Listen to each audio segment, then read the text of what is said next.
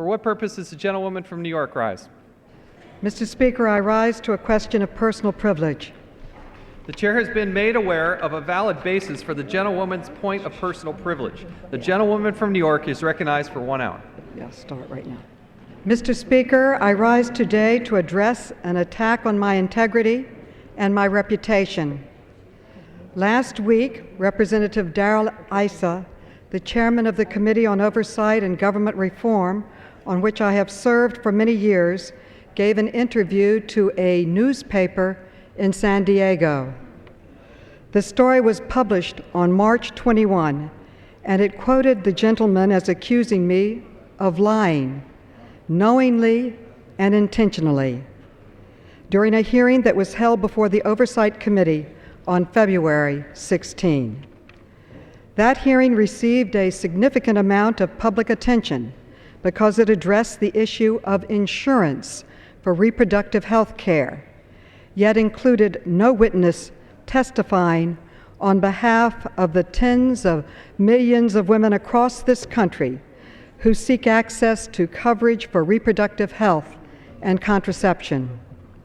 I certainly understand that members on both sides of the aisle have different viewpoints on this issue, and I'm not here to discuss the underlying policy differences we may have. Today, I ask from Mr. Issa the same commitment I ask of myself, to always strive to hear from all sides of a debate without resorting to name-calling or attacks on the personal integrity of others. Even when we disagree with what others might say, we have an obligation to listen to them and respect their viewpoints. I am sure there are some who will accuse me of using these remarks to merely revisit the contraception issue. To the contrary, I am responding to statements published just last week by the gentleman from California, his arguments regarding my actions. In his recent interview on the hearing, Mr. Issa said this, to be absolutely clear, and I quote, "Carolyn Maloney then made the famous statement, 'Where are the women?' That was an outright lie, and she knew it when she said it," end quote. First of all, I would like to point out that what I actually offered was an outright question. I asked it as I sat there looking directly at an all-male panel, the panel that you see in this now famous picture. It is a picture that I believe is worth 1,000 words. And as I look at this picture again, my question is as pertinent and legitimate today as it was back then. Look at this picture and tell me, where are the women?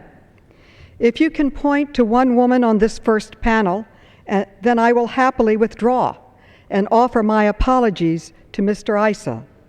Just to make sure we have my question in context, let me repeat the remarks that I made that morning that Mr. Issa and some found so objectionable. I said, and I quote, "What I want to know is where are the women? I look at this panel and I don't see one single individual representing the tens of millions of women across this country who want and need insurance coverage for basic preventive health care services, including family planning and contraception. Where are the women?" End quote. I still maintain without fear of any contradiction, there is no one on this panel who is a woman or who represents the tens of millions of women who want and need insurance basic coverage for family planning. Now, if Mr. Issa believes or tries to argue that that statement is somehow false because there were two women witnesses who appeared later that day on a second and separate panel, I would draw his attention to the fact that those witnesses were not there to represent the woman's point of view that is upheld primarily by the Democratic Party on this particular issue. Those Republican appointed witnesses were there only to represent the interest of institutions. So even in surveying both panels, I don't see one single individual representing the tens of millions of women across this country who want and need insurance coverage for basic preventive health care services, including family planning. And in conclusion, I would like to say, Mr. Speaker, raising a point for personal privilege is sometimes accompanied by a call for a personal apology. Earlier today, Mr. Issa apologized to me, and he sent me this letter just an hour or two ago.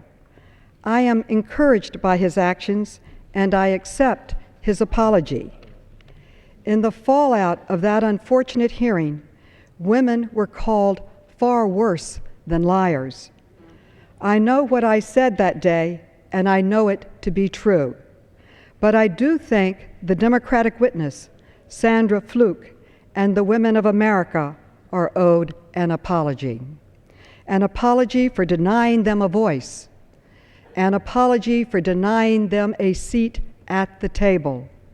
It was wrong then, and it is wrong each time that it happens. And it is especially wrong when women's health, women's lives, and women's rights are being discussed. And to cavalierly dismiss or deny that fact does greater damage to the fabric of democracy than words can ever redress. I yield back. Gentlewoman yields back. Pursuant to Clause